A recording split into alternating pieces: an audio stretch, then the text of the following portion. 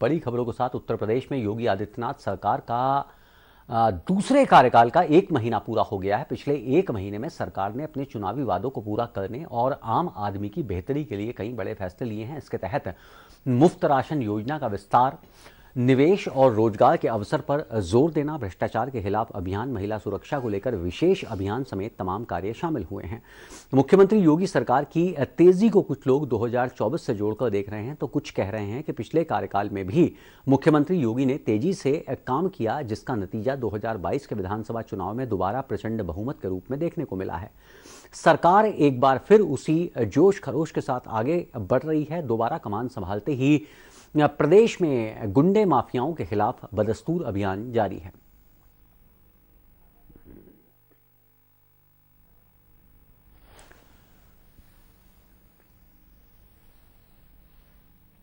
और ताजा अपडेट के लिए राजधानी लखनऊ से हमारे साथ जुड़ चुके हैं सहारा समय उत्तर प्रदेश के एसोसिएट एडिटर आलोक गुप्ता। आलोक, दूसरे कार्यकाल का 1 महीना पूरा हुआ है, लोगों का फीडबैक किस तौर पर मिल रहा है? निश्चित तौर पर देखिए, पहले कार्यकाल में जब 2017 में योगी जी ने प्रदेश की कमान संभाली थी और जिस रफ्तार के साथ काम किया था, कमोबेश वैसा ही योगी पार्ट 2 में भी देखने को मिला। बताना चाहूंगा, 25 मार्च की शाम को 4 बजे मुख्यमंत्री योगी ने अपने मंत्रिमंडल के सहयोगियों के साथ में शपथ ली थी। प्रधानमंत्री मोदी और गृह मंत्री अमित शाह के साथ ही कई अन्य केंद्रीय मंत्री यहाँ पर मौजूद रहे हैं और शपथ ग्रहण के तुरंत बाद उन्होंने लोक भवन में एक परिचयात्मक बैठक रखी थी नए मंत्रिमंडल के सहयोगियों के साथ में। और अगले दिन यानी कि 26 मार्च को जब पहली कैबिनेट बैठक हुई है लोक भवन में, और जो सबसे पहला फैसला रहा है मुख्यमंत्री योगी का, अब प्रदेश के करीब 15 करोड़ लोगों के लिए खाद्यान्न योजना को 3 महीने बढ़ाने का फैसला लिया गया है। और इससे निश्चित तौर पर लोगों को लाभ मिलेगा, खासतौर से जिन लोगों के पास बीपीएल कार्ड है, अंत्योदय कार्ड है और गरीबी रेखा के नीचे जीवन यापन कर रहे हैं।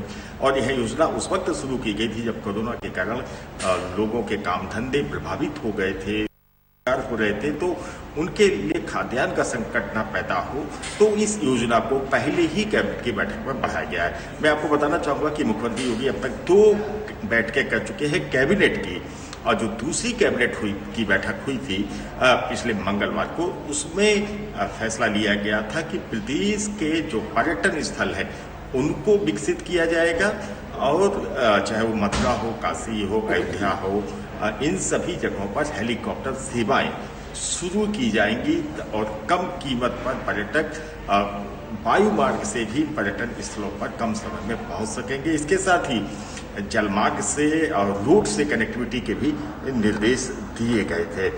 ये तो बड़े फैसले रहे हैं। साथ ही जो होमगार्ड हैं, जो सुरक्षा में तैनात रहते हैं, वो उनके भी 9mm की पिस्टल जो रिवॉल्वर है और पिस्टल है वो देने के लिए भी कैबिनेट ने मंजूरी दी है। मैं बताना, पिछले कई दिनों से लगातार मुख्यमंत्री योगी समीक्षा बैठक कर रहे हैं और प्रेजेंटेशन उनको दिए जा रहे हैं कि किस तरीके से आने वाले 100 दिनों में काम करना है प्रदेश के अंदर, 6 महीने में काम करना है, 1 साल में काम करना है, 2 साल में काम करना है और 5 साल का।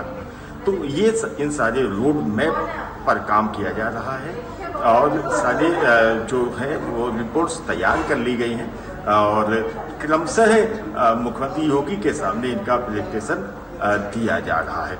अब तक देखा जाए तो अवस्थापना विभाग का प्रेजेंटेशन दिया जा चुका है, गृह विभाग का प्रेजेंटेशन दिया जा चुका है, तमाम सारे विभागों का प्रेजेंटेशन दिए जा चुके हैं और मुख्यमंत्री योगी के साफ निर्देश है कि किसी भी तरीके से योजनाओं को जल्द से जल्द पूरा किया जाए, मानक के अनुरूप काम किया जाए। अधिकारियों की, कर्मचारियों की सरकारी दफ्तरों में उपस्थिति समय से रहे, इस बात के निर्देश दिए गए हैं। और साथ ही बताना चाहूँगा कि मुख्यमंत्री योगी ने